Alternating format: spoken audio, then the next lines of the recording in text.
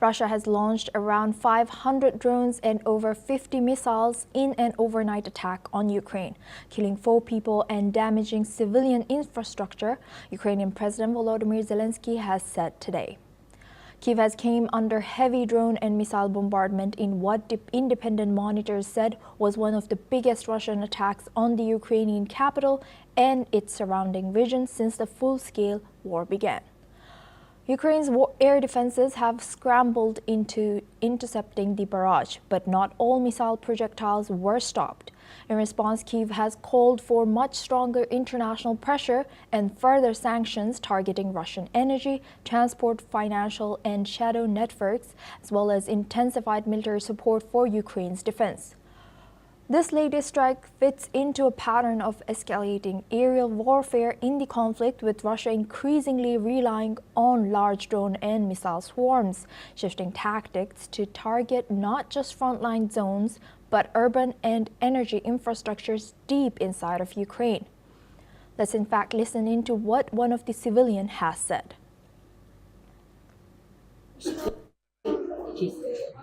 Вечір нас називається «Смовачі виходять з цієї сторони, звуки, чи щось летить, і ми спустилися в кінці. Страшно було? Так, ну, страшно було. Спочатку це було, мене почала трясти кером. Ми продовжили закладатися. Це був перельот також, що теж спускалися. Декілька разів.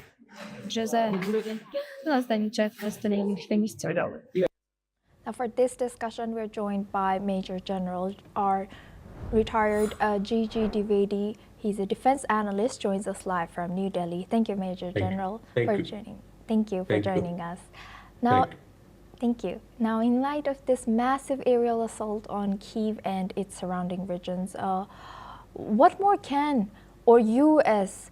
will do to support Ukraine's defense? What can we say? Do you think that the U.S. is still willing to negotiate peace between Ukraine and Russia? Well, Suma, first and foremost, we need to understand what's the ground situation.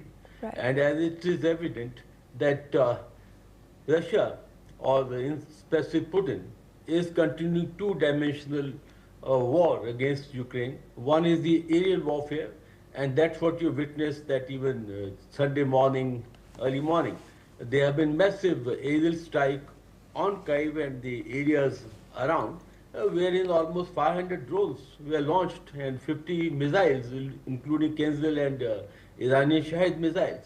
So what does it indicate? That one hand, on the front line, on the land, Russia is trying to make small gains, tactical gains, and at the same time, they are taking the aerial warfare right into the Ukraine heartland, and that is to cause damage to the infrastructure, to the energy installations, and also causing fear of psychosis among the Ukrainians. Now that's the ground situation. You asked specifically, where does President Trump stand? I think President Trump is quite frustrated with the President Putin, because after the Alaska meeting, really no headway has been made.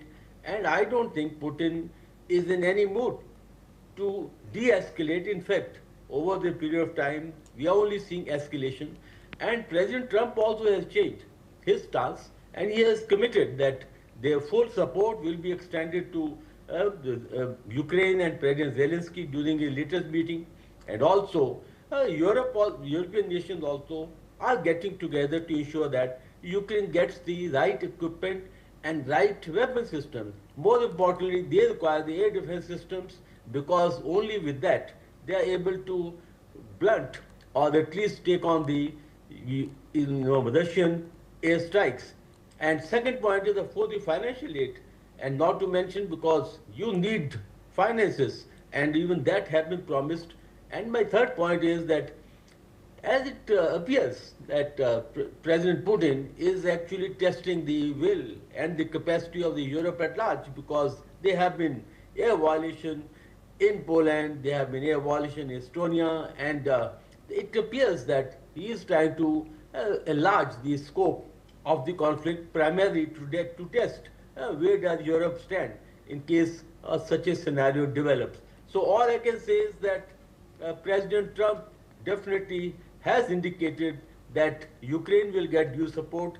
Also, the European nations have promised the required equipment and weapon systems, and it appears that President Putin is in no mood to de-escalate. We are only seeing escalation, and Zelensky rightly said that Ukraine has to fight on, but requires the support both from US and the European nations. I think the situation is only going to worsen and not going to get any better in the time to come.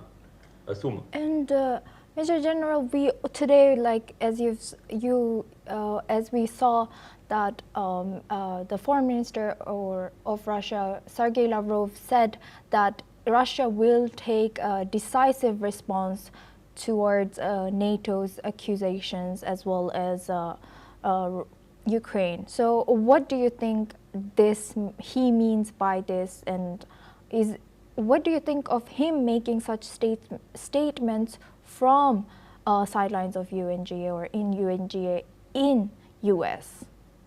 Well, his statements need to be related to what exactly Russia are doing on the ground.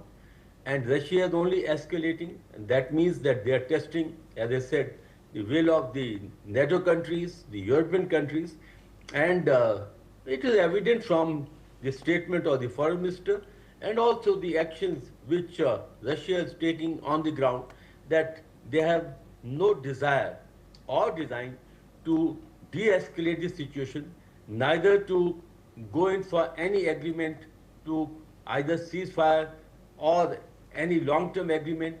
What I feel is that now winters are soon setting in, and ground actions will actually cool down or they'll come down, and aerial action will continue.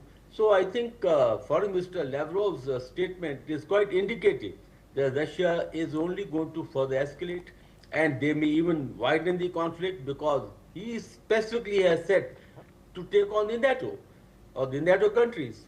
So as it is evident, and as I said, from the ground action, it appears that Russia is maybe further, you know, pursuing the escalation ladder, and I think that Ukraine will be under a lot of pressure, and it's the right time for the Americans and the Europeans to arm Ukraine and also extend them the support that they require at this time. But I think Russia's action and words are only indicating that Yes. Ukraine's situation is going to further deteriorate because of the offensive and Yes. escalatory actions of Russia per se.